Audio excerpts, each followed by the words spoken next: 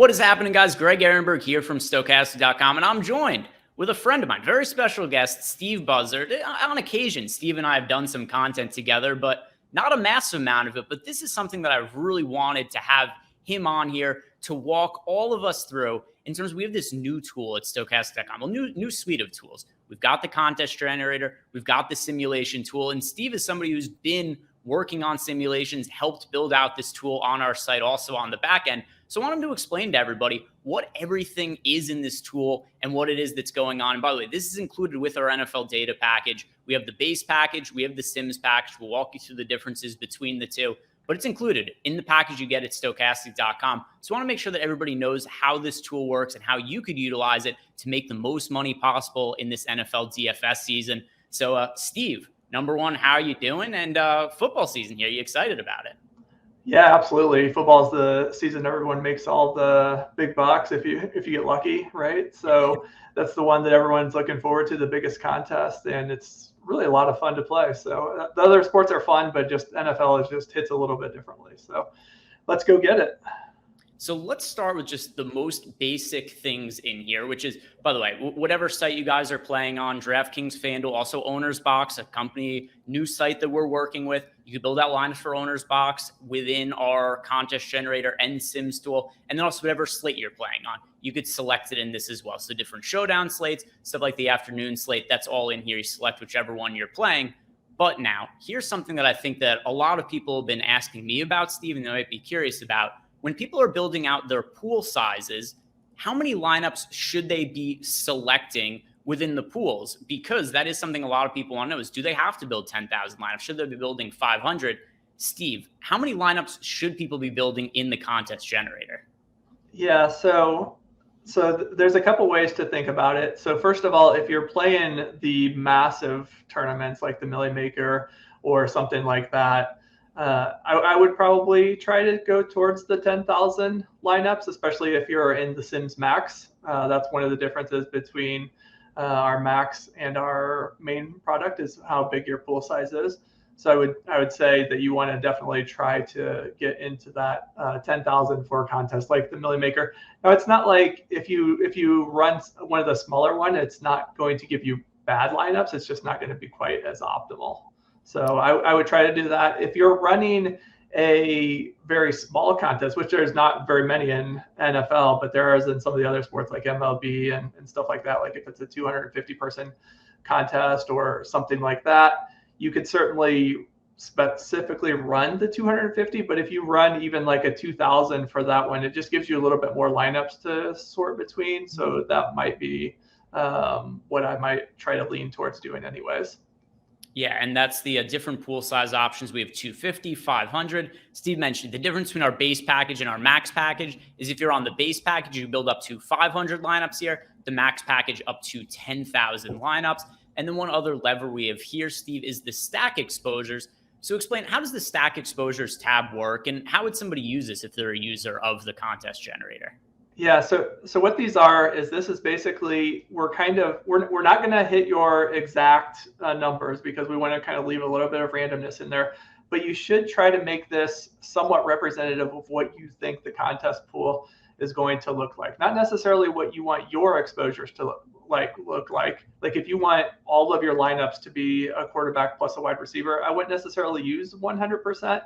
I would kind of think about using what we think the pool is going to look like. And that is probably something like 40%, I think, on QB1, maybe like 20% on QB2, and then like 5 or so on QB3. So that's 65. I think the non-stacked is 25 or 30%. So that's about right. You could maybe we bump up quarterback one a little bit. And then it's going to try to give you about those ranges of lineups. If you don't want any non-stacked lineups in there, you could add it up to 100% as well. But I'm trying to, for myself personally, I'm trying to keep this kind of close to what I think the contest will look like, and probably something like this most of the time. Yes, then after this, you could click apply. And then when you build out the lineups, it's going to give you, like you said, lineups about as equal as possible to those percentages that we sent in. And the next thing you're going to do is click generate lineups. And this build lineups extremely quickly, even for building out 10,000 of them. But Steve, what is it doing when it's building these lineups out? What is it trying to do at this point? Yeah, so this is like the key thing or one of the key things, I guess, in the simulation process is you want to have a contest that is somewhat representative of the types of lineups that you're going to play against. Because what we're going to eventually do is pit all of those lineups against each other and see which lineup wins more often. If you end up making a contest sim that looks nothing like the contest that you're going to play against, then it could end up, the sim will end up telling you wrong information. Like, for instance, if you ran a contest pool and you said that you wanted Lamar Jackson to be in like 60% of the lineups, then the sim is going to end up telling you that Lamar Jackson is a terrible play because everyone else is playing him. The times that he fails, you end up doing a lot better. So it kind of gets a little bit counterintuitive in that way sometimes. I've heard a lot of people ask the question, I added a lot more Lamar Jackson into my contest pool, and now it gives me none. I thought that would give me more of them. So you almost think of it kind of opposite of that. So what we're really just trying to do is we're trying to get the exposures for players, for stacks, et cetera, to just look pretty close to what the contest is going to look like. And I mean, like I said, there's things that you can do that are slightly different. You could put it with no lineups with like 0 naked quarterbacks, right? You could do that, but just know that like slightly changes your results a little bit. Yeah, and then if you look through these different columns here, so we've got these lineups built out, 10,000 of them, but there are some things we could look out here before we go out and simulate the lineups. But one thing I think we want to make clear to people is that why is it, Steve, that you don't want, or why you don't have to upload any sort of projection, why we don't have that option from this page? Why is it okay, the fact that we just ran lineups with our projections and that it isn't as customizable from this page? Well, we do have a lot of customization options from the simulation page, but why does somebody not need to upload projections to build lineups from the contest generator side? Yep. So that might be something that we think about down the road of adding that. But what we really wanted to start off with was we wanted to make a process that wasn't 100%. So we don't necessarily rely exactly on Stokastic's projections for this process. There's a lot of things that go into it that says this is the best way that we think can make the lineups look like the field, right? So that's not only Stokastic's projections. That might be maybe the teams that are big favorites get pushed up a little bit. And there's just a lot of different ways that we can kind of adjust the exposures to get us closest to that. We could change that in the future, but that's, that was our goal right now at the start to do that. And in some ways it's to, help people get this as accurate as possible without having to do too much on their own. And then some other things that are notable on this page is obviously you see the players' names here. For whatever reason you guys want to remove a player, like let's say you just built out lineups and somebody's, scratched from the lineup. It's like the Travis Kelce situation with the first game of the season on Thursday night, but maybe we didn't get the Travis Kelce news until like 10 minutes before the game started. You want to build out lineups, just remove Kelce from the field. You could click over here and remove a player. And then you could also see here, this is the projected ownership of the player. This is our pool exposure. And then the difference is going to be the difference between these two. And if you wanted to rerun lineups and change the exposure of these players to make it to get more or less of them, there's some arrows here. You could do up to 3 up arrows or 3 down arrows. And then you could also get prompts here to regenerate those lineups. So it'd be really easy. You could just click this button. It would rerun the lineups again. But something of note here also is that when you make these changes, you have to rerun the lineups for them to take effect. It's not just because you up him that he all of a sudden appears in more lineups. But let's also, Steve, look at some of the lineups and rankings that we could potentially do here and explain what this page is, because this is another option for people if maybe they aren't quite simulating the lineups and they just want to build lineups out on this page. What can they do from the lineups and rankers tab within the generator? Yep. Just really quick on the up and down that you were talking about. The goal for that was if you have your own ownership takes, like if you think Tyreek Hill was going to be higher owned than what we're projecting, that's what that goal is for. So we wanted to make that, and that's kind of the same thing that you're talking about on uploading your own projections. So that's a way to make Tyreek Hill more popular, essentially. In regards to this tab, so what this does is we rank every lineup in terms of projection. So you can see the projection ranks 1, 2, 3, etc. We also rank them in terms of ownership. You can see they're 9,876, 9,747. It makes sense. If they're a highly projected lineup, they're not going to rank very well in ownership, right? And ownership means if it is higher owned, it is going to be a low rank, right? It's because you want a lower ranked ownership. And then this overall rank kind of weights the two of those together. So by ranking 50% projection rank and 50% ownership rank, it comes out with an overall rank here of those two together at 4,669. If you wanted to change the weights of those, you could use the plus or minus on the 50%, and it should adjust the ranks accordingly, right? So they always equal up to 100, and then that'll be your rank. So this is a quick and super easy way. Like, the simulation runs fast, so I think most of the time you should just use the simulation. But if you wanted to you had very little time, right, or something like that, you had a way that you historically ranked lineups that you still want to continue to do, then I think this is a good way to do that. Yeah, and then one other thing here that I think is really important, if you want to see the individual lineups, they're all the way to the right. We have the dupes column, which is not going to be massively important for something like the Millie Maker, because how often do you run into issues with dupes when there's so many players to choose from for large field tournaments? But you could also build lineups for Showdown or Single Game, as they're called, over on FanDuel, Showdown on DraftKings. And that's where dupes become a really massive part of the equation in terms of how ROI is projected.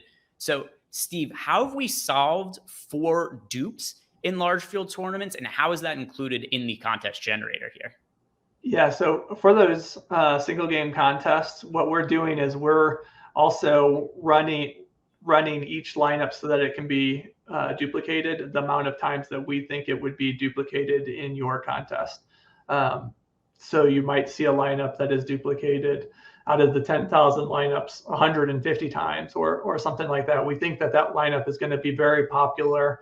And that is really important when we're running the simulation, because when you win, you're going to win with that lineup more often. And if we only included it one time, it's going to overstate like how much you're going to win. Because like last night we saw lineups win that are duplicated 10 times, which is, that's a pretty good payout to get $100,000. But then we also saw other lineups that maybe would have been duped once, and then they would have got $1 million if they would have won first place. So we want to give the lineups proper credit for how many times that they're actually going to be played. Yeah, which makes a ton of sense, right? Because if you're only playing the highest projected lineups for Showdown slates, like, cool, that lineup might score a lot of points, but you're only going to win these tournaments so many times over the course of the year, or be live to win these tournaments so many times over the course of the year. When you win, ideally, you like that lineup to be unique as opposed to duped a million times here. So the next thing you're going to do after you have your lineups all built out here in the contest generator is just click the Simulate Lineups button. And then from here, it's going to take you to the pre-contest simulator page, and the file of all the lineups that we just built is already going to be saved here. So you don't have to do anything in terms of moving the file over. It's already going to be here for yourself. But one thing that we want to touch on next here, Steve, is first, make sure you guys have the slate that you're playing selected and you have the right site selected. Which percentage to first should people be selecting before they run their simulation? Yeah, so this is going to depend on which contest you're playing. If you're playing specifically the Millie Maker, it has 5 million of total prizes and 1 million to first, I believe, which is 20% to first, essentially. If that's the only contest you're playing, I would just choose 20%.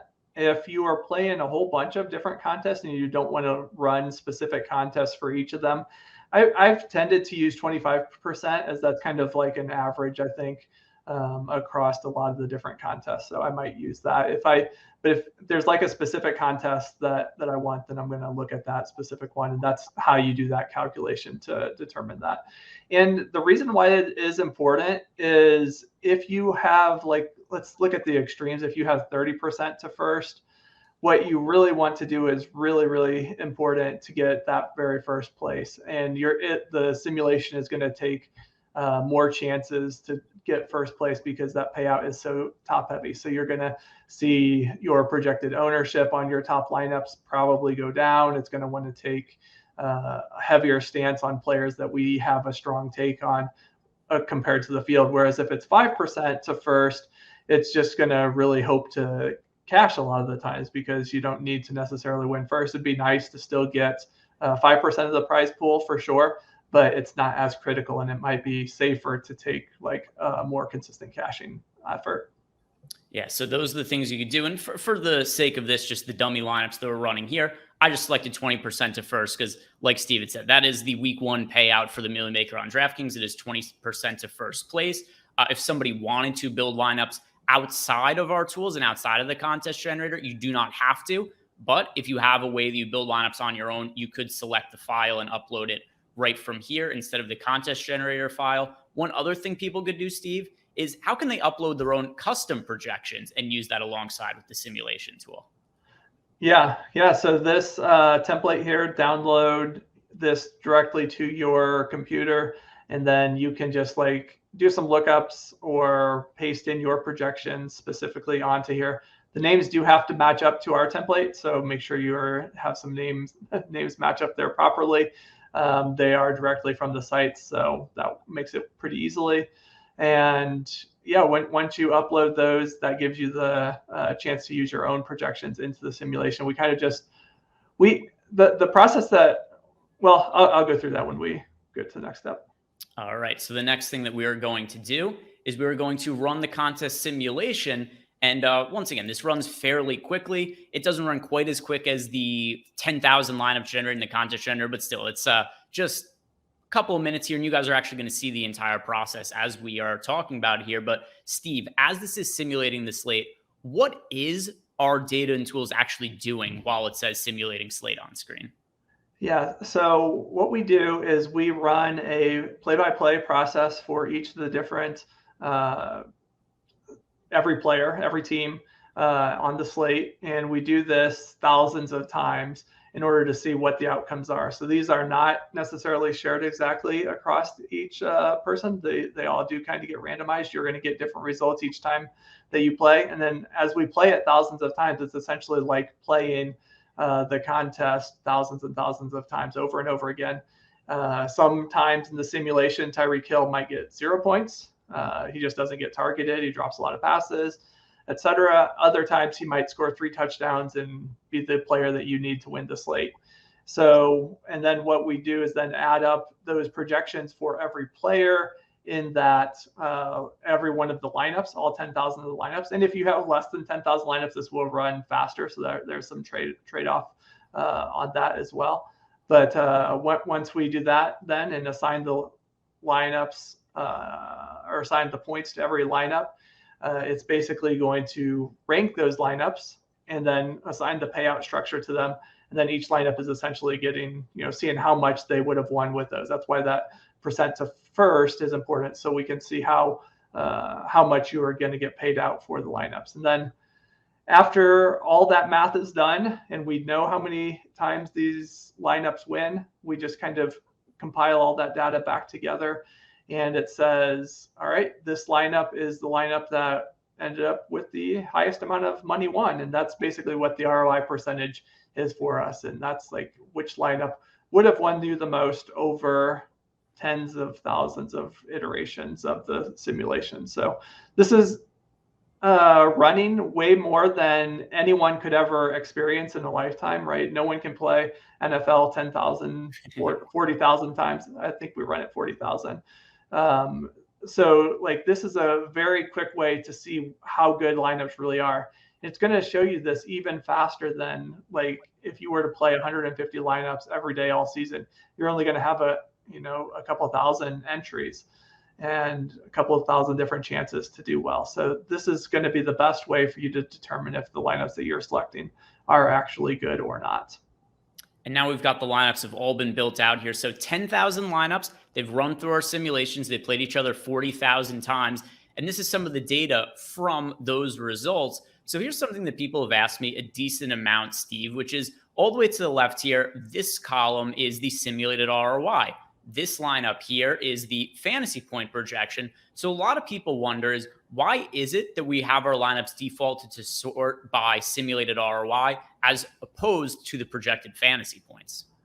Yeah, so the simulated ROI, as I was mentioning, there is basically our calculation of how much that money won over all of the different simulations that we ran. So this lineup here with Joe Burrow is essentially the one that placed, it placed the highest. It won almost 10% of the time, according to the, or no, not 10%, 0.09, almost 0.1% of the time.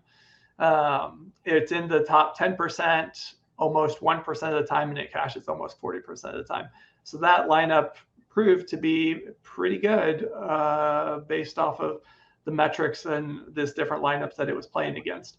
And you can see there, it's not necessarily the lineup that is projected the highest. We have, one that's just slightly down there, a little bit lower with the Charger stack that was at 131 points. But that Charger stack is 107% ownership sum, whereas this Joe Burrow one is 86%. So it's a little bit more contrarian. We see this Joe Burrow stack has 3 Bengals stacked together with it. So that, gives it a chance that more times that Joe Burrow really had those outlier games where he scored 40 or 50 points, he's probably bringing along players like Jamar Chase and Tyler Boyd for additional touchdowns. So those are all considered into it. And every time, since we are running it basically as this play-by-play process, then, you get the right credit for those. All the correlation is already taken into consideration. You don't have to worry about that.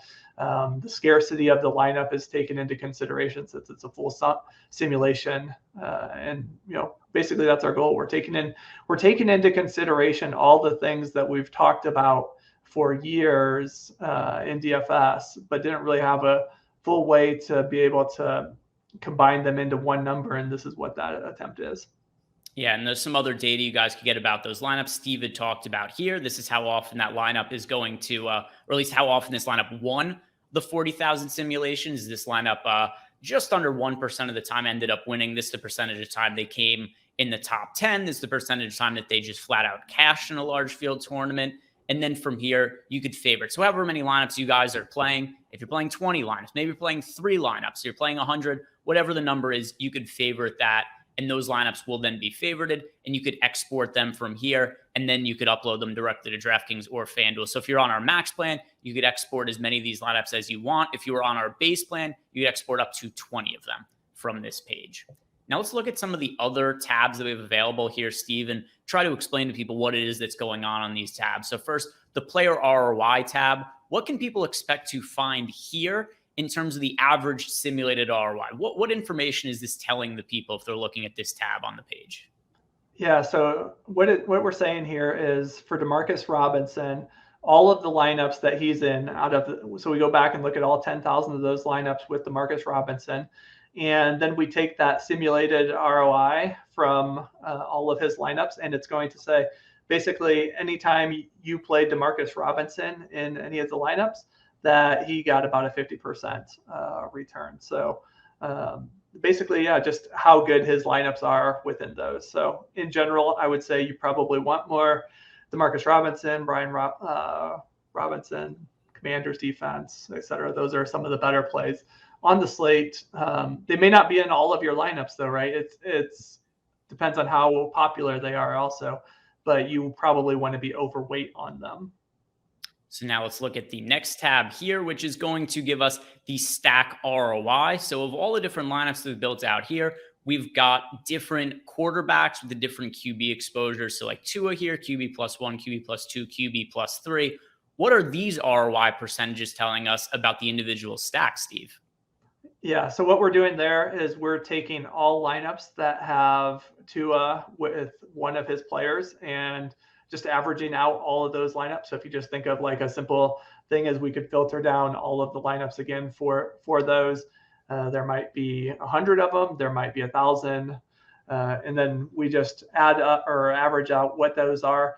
And the nice thing here is it kind of helps you understand how you should kind of attack the lineup with those players. So in this case, it looks like the times that Tua really does well, he's probably not really doing that great with one player. And that might be because everyone is stacking him with Tyreek, right? So if you want to go with Tua, it's not very original to just run Tua with just Tyreek.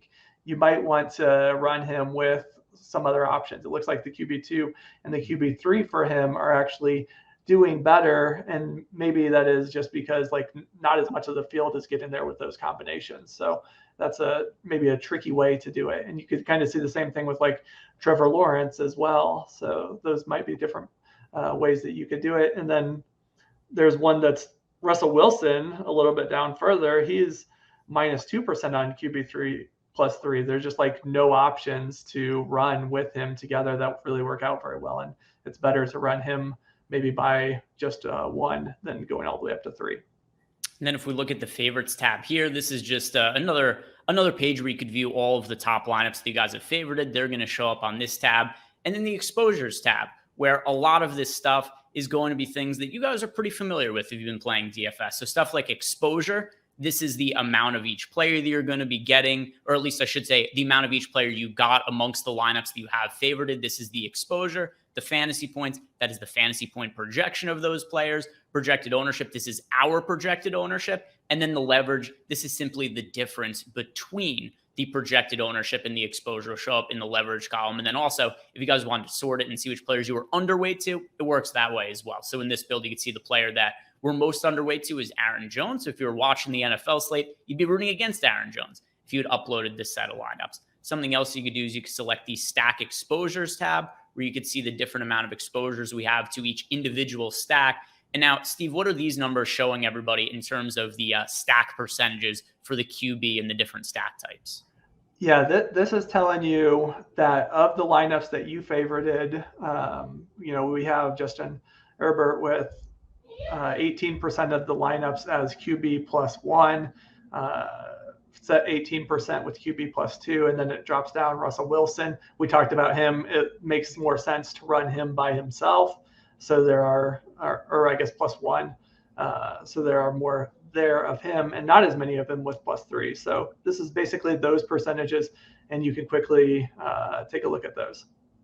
And then in terms of players customizing their lineups, we did mention you could upload your own custom projections down here using this option. We also have the ROI boosts tab up here where players could change the ROI. So Steve, there's two different options here. There's the player boost. There's also the team stack boost. But starting with the player boost, how does this option work? If somebody wanted to customize their lineups a little bit more, how could they do it using the player boost option? Yeah, so I think this is like super helpful because, for instance, this commander's exposure, I think it's pretty aggressive. I don't know if I would feel comfortable playing them 71% of the time. I think they are a pretty good play this first week because their opponents are kind of in a disarray. But what it does is essentially it takes every lineup back on the lineups tab, and it will boost up or boost down the exposure that you have to that player by something. So like we saw in that first set of lineups that the ROI for that first lineup was 400%. If it had the commanders and we put in here like a minus 20% or something, it's going to move down all of their lineups by 20%. Then we can go back to quick favorite them and see what our new set of lineups looks like, essentially, and then what our exposure to them looks like. So we can do that right now. So after you guys select this, make sure you click the boost ROI button so it takes effect. But now what you have to do is you have to go into the lineups and you have to unfavorite the lineups. And now I'll just resort them by the simulated ROI. Once again, favorite the top 150. And now if we go and look at our exposures here, you'll see that we're still getting to a lot of commanders, but because we downgraded their ROI a little bit here, as opposed to, what was it, 71% that we had a second ago here, now we have 57%. So if there's ever a way that you guys are looking at your lineups, you want to know how could you have more input in terms of customizing your exposures, that's how you could do it in terms of changing some of that. And then also we have the stack boosts tab in here as well. So Steve, how could people do something similar with the player boost, but with the stack boost, and how does that impact lineups? Yeah, so this is essentially, it works the same way, except it is specifically looking at all of the lineups for that team stack. So we're going to see here that we have Cincinnati 16% of the time. So we can move that. Let's say we don't want Cincinnati that much, right? We could put them at a minus 20% or 30% as well. And that's going to just do the same calculation where you can re-rank all of the lineups, and they are additive. So you will see, you see some there that are minus 50%, right? Because they had the Bengals and they had the Commanders defense as well. So those are getting a minus 50% boost to them because it's adding both of those kind of together. So we should get less Cincinnati now as well.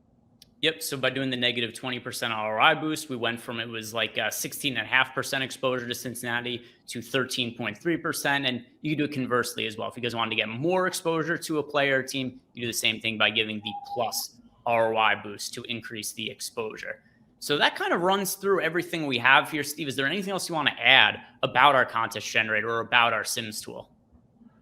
I think we hit on pretty much everything. I think the main thing is just like, make sure you're just kind of playing around with it, seeing like what some of the results might be. Try the ROI boosts and see how it affects your exposures. Try running the contest generator with some different boosts and running it through the whole process and see what the impact is. It's super powerful. Some of the things are not intuitive if you haven't done a process like this. The tool itself is very intuitive. I think it's very easy to follow, but like the results and what type of lineup suggested may not always be what you were used to previously because it's just different, right? So even for me, it gives me results that sometimes it says in Showdown, for instance, last night it was saying, we were talking about this in the chat for Discord, and it's like, well, it's giving me a defense with the quarterback captain. No one would want to play that.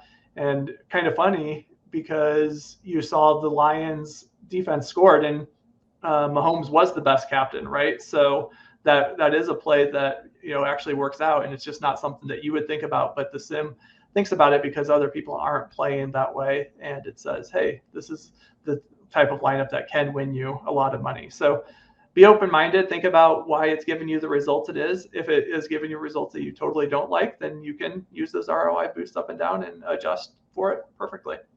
Yeah, and if you guys want to sign up for our NFL package, everything included. We've got our Sims package. We've got our content generator. It is all available within our NFL package. We've got our weekly package. We've got our monthly package as well. We're going to include links to those below in the description box if you guys are looking to sign up. Thank you very much for watching. If you have not done it, like the video, subscribe to the YouTube channel, and good luck this NFL season.